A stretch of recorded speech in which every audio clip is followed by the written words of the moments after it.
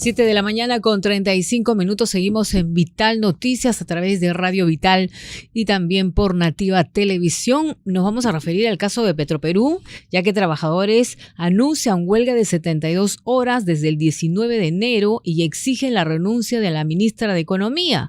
En tanto, en las últimas horas se conoció que Rita López renunció a la gerencia general de Petroperú, pero su renuncia no fue aceptada por la titular del MEF. Esto se da en medio de una pugna entre el Ministerio de Economía y el Ministerio de Energía y Minas por el control de Petroperú. Así están las cosas, en tanto el jefe del gabinete ha insistido que Petroperú está en quiebra y que no pueden seguir entregándole dinero. Señaló que si el gobierno tuviese la decisión de seguir manteniendo viva la empresa estatal tal como está, no lo pueden hacer porque no hay dinero. Estamos en comunicación con el ex ministro de Energía y Minas, Carlos Herrera Descalzi. Señor ingeniero, muy buenos días. Bienvenido a Vital Noticias. Muy buenos días, Raquel. Muchas gracias por la invitación. Bueno, su comentario sobre la situación de Petroperú, trasladación de este decreto de urgencia que dispone su reestructuración, y si usted está de acuerdo con esta medida. O sea, la situación de Petroperú es crítica ya hace bastante tiempo, precisamente desde que se construyó la refinería. Yo hace varias veces cuando me hicieron la pregunta respecto al tema dije que el daño ya estaba hecho, es decir, que cuando se terminó de construir la refinería, el problema ya existía. ¿Por qué? Porque la refinería tiene lo que se llama un valor. El valor es lo que puede producir. Entonces, por ejemplo, esa refinería procesa 95,000 barriles por día. En cada barril puede ganar $10, es decir, puede ganar $950,000 al día. En un año serían casi 360 millones de dólares. En 10 años serían 3.600 millones de dólares. Eso es más o menos una idea de lo que valdría la refinería. Pero construirla costó 6.500. Y las deudas que se contrajeron por esa refinería fueron como 8.000 millones de dólares. Petroperú lo que tenía era un patrimonio de 1.800 millones de dólares. Entonces, al terminar la refinería ya estaba quebrada, porque lo que le podía ganar a la refinería, operándola óptimamente en las mejores condiciones, con las mejores prácticas, no le alcanzaba para pagar la deuda. O sea, en el mejor de los escenarios, no podía recuperar esa inversión. Y la única manera de salir adelante era que su propietario, que el Estado, pagase la diferencia. Entonces, ese tema se debió haber planteado desde un inicio, pero no se ha hecho así. Y en Petroperú lo que se ha hecho es dar información imprecisa, incompleta, inexacta. Entonces se ha presentado un escenario de que sí, que manejándose bien la empresa se podía rescatar y que lo que se necesitaba era ir colocando dinero temporalmente, y eso nunca terminaba. Entonces la situación de Petroperú es esa, y el Estado nunca lo quiso ver así y nunca se quiso tomar al toro por las astas, ¿no? Hoy en día lo que vemos es una situación crítica en otro aspecto, porque lo que usted acaba de mencionar, lo leí ayer en un diario de circulación nacional, donde se dice que el Ministerio de Energía y Minas está tomado por un congresista, ¿no? Y que ese congresista es el que decide lo que hay en el Ministerio de Energía y Minas. Entonces, y el Ministerio de Energía y Minas, según lo que se reporta en ese diario, habría ido un alto funcionario del Ministerio de Energía y Minas a tomarle cuenta a la gerenta y a la presidenta de Petroperú, y ambas decidieron negociar. Los detalles están allí. Entonces, eso nos da una situación de caos terrible. O sea, lo que se sabe, claro, lo que dice en Infobae es que la pugna entre el Ministerio de Economía y el Ministerio de Energía por el control de Petroperú y el liderazgo del proceso de privatización de la refinería de Talara ha cobrado un nuevo puesto de mando, luego de que en las últimas horas se conociera que Rita López renunció a la gerencia general por presiones de la presidenta Elba Roja Álvarez y el asesor Mario López Tejerina, representante del MINEN y operador vinculado al congresista Ilich López, en medio del proceso de privatización de la refinería de Talara liderado por Proinversión. Esto es un informe de Infobae, ¿no? Entonces, ¿hay pugnas? Eso mismo se lee también en el diario El Comercio. Ujú. Ya, yo leí ayer el diario El Comercio, me pasaron el tema. Entonces, me pregunto en qué escenario estamos. Porque, por un lado, ha habido un decreto de urgencia que ha sido firmado también por el ministro de Energía y Minas, ¿no? Donde se disponen ciertas cosas, ciertas medidas respecto a Petroperú. A Petroperú prácticamente se lo traslada a Proinversión para que sea Proinversión quien decida de qué forma se va a manejar la empresa. La descripción de lo que cuando uno lee el decreto de urgencia es evidentemente una privatización de la empresa, eso es lo que se ha dispuesto. No, Y en ya un fue inicio, y más de, sí, en un inicio más de un economista, un ex ministros decían, ¿no? Que esto sí era el inicio de la privatización y estaban de acuerdo, algunos estaban en contra, pero luego el premier y la ministra de Economía lo han descartado porque dicen que Petroperú no es atractiva para los inversionistas privados. que no sea atractiva para los inversionistas privados en las condiciones que está es una cosa. Las condiciones Ujú. pueden cambiar. Las cosas se pueden vender a remate. Le pongo un ejemplo, ¿ya? La refinería costó 6.500. Nadie va a pagar 6.500 por la refinería, pero 3.000 pueden pagar por la refinería. Entonces, es solamente un ejemplo, ¿ya? Entonces, si alguien viene y ofrece 3.000 por la refinería, se la vende. Y el que compra la refinería da los 3.000 y dice, el Estado se encarga de todos los otros compromisos.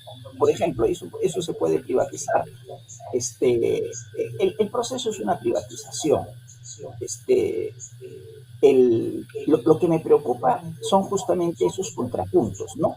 Que sale un decreto de urgencia donde la lectura es clara de una privatización y luego sale el primer ministro para decir que no es una privatización, ¿no?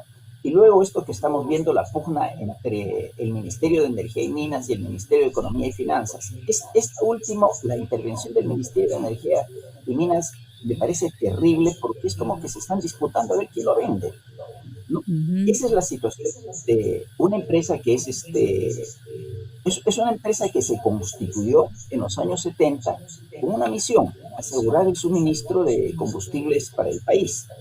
Y al haber y esa misión, ¿cómo se cumple? Construyendo una infraestructura que va desde extraer el petróleo de pozos hasta poderlo refinar, transportar y colocar en los sitios de consumo. Ujú. Entonces, el principal punto de Petroperú, creo en estos momentos, es un gobierno que se ha lanzado a un esquema donde no parece estar claro en lo que quiere, ¿no? Y donde hay contradicciones al interior. Sí, pues, y además, el primer decreto, además de decidir que se iba a separar en partes, se hablaba de una cantidad de dinero para comprar liquidaciones de trabajadores que ganaban altos sueldos, porque lo que dice el jefe del gabinete y otros economistas es que hay muchas joyerías en esta empresa y que siempre ha servido de botín para cada régimen. Entonces, así está la situación mientras el Premier insiste, no, no se va, ahora dicen que no van a despedir a muchos trabajadores, que eso se va a evaluar, ahora dicen que no se va a privatizar, pero lo cierto es que como ha habido, o sea, hay mucha confusión, los trabajadores, los obreros anuncian una paralización, otros dicen, pero es que este gobierno de transición no tenía que haber hecho nada con respecto a Petroperú. ¿Usted coincide que se debió esperar el próximo gobierno?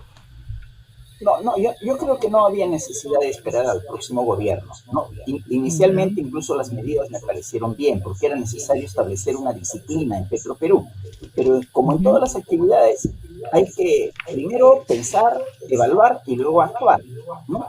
Entonces, me parece que no han pensado bien los temas. Ahora, respecto al personal de Petroperú, ese es otro tema que es bien importante de contemplar, ¿ya? Lo que se ha dicho de que hay un exceso de personal administrativo es cierto, ¿ya? Petroperú ha sido, para muchos gobiernos, ha sido un botín donde han puesto a sus amigos. Yo he dicho varias veces que es la única empresa en la que he visto donde la primera experiencia del presidente de la empresa, o sea, de la persona de la más alta responsabilidad y conocimiento en la empresa, su primera experiencia en el tema de petróleo es comenzar como presidente de Petroperú. Han ocurrido en varios casos, ¿no? Y son personas que han sacado de otros sectores, de sectores totalmente distintos. Y creo que eso es parte del problema de Petroperú. Yo lo comparo con el Banco Central de Reserva, ¿no? Cuando uno ve el Banco Central de Reserva y los resultados del Banco Central de Reserva para la economía del Perú son óptimos, porque a la cabeza tiene un señor Julio Velarde que sabe manejar el Banco Central y porque sabe hacerse respetar. Si Petroperú hubiera tenido un Julio Velarde, entonces no hubiera pasado con Petroperú lo que ha ocurrido. Pero Petroperú ha sido una sucesión de presidentes de directorio y de administraciones que han ido haciendo lo que han querido. Particularmente a mí me preocupa saber cómo es que una autorización para invertir $1.500 millones se convirtió en $6.500 millones, porque eso es lo que ha matado a la empresa. Y respecto al personal, hay un tema que no se puede descuidar. Así como hay personal burocrático, administrativo en Petroperú, también hay personal técnico muy calificado, que es el que maneja las instalaciones. Y es personal Ingeniero, que se puede fácilmente colocar en otros sitios. Y si se pierde ese personal, vamos a tener otro problema mayor. Ahora, ingeniero, pero finalmente, ¿cuál es el futuro de la refinería de Talara? La refinería de Talara, el gasto ya se contrajo, la deuda ya se contrajo. Es una instalación sofisticada que tiene un largo proceso de estabilización, que en los años anteriores no ha sido capaz de dar la producción que ofreció. Entonces, cuando pueda llegar a esa situación, entonces podrá tener un valor importante. Pero ese valor importante no llega a los $6.500 millones que costó construirla. Y la diferencia entre el valor que pueda tener, que yo lo estimo en $3.000 millones, y los $6.500 millones que costó construirla, es una pérdida, que ya se efectuó en el pasado. Esto ocurrió antes del gobierno del propio presidente Castillo. O sea, antes de él ya esta situación existía. Ha aparecido, la vemos clara recién en estos años, pero ya el problema estaba incubado desde antes. Y la única salida de eso es que el Perú pague la deuda. Pagar la deuda. Ahora, una cosita más. Se dice que con la privatización, bueno, ya no van a tener combustible los pobladores de la selva. No necesariamente, pero por eso hay que saberla, porque Petroperú es una infraestructura. La infraestructura hay que mantenerla, no importa quién sea el propietario. O sea, toda esa infraestructura se divide en partes. Entonces, no importa quién sea el propietario, lo que importa es que opere bien.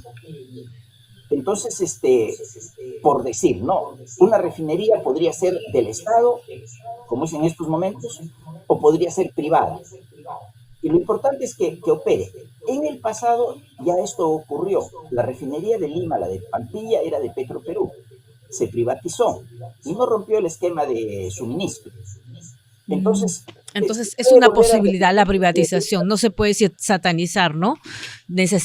Podrían, o sea, fácilmente tener inyección privada. Sí, bien. O sea, se puede hacer, pero hay que pensarlo bien y no hay que estar en pugnas entre los ministerios, ¿no? Eso, la pugna. Muchísimas gracias al exministro de Energía y Minas, el ingeniero Carlos Herrera Descalzi, por esta comunicación. Tenemos que hacer una breve pausa, ya volvemos.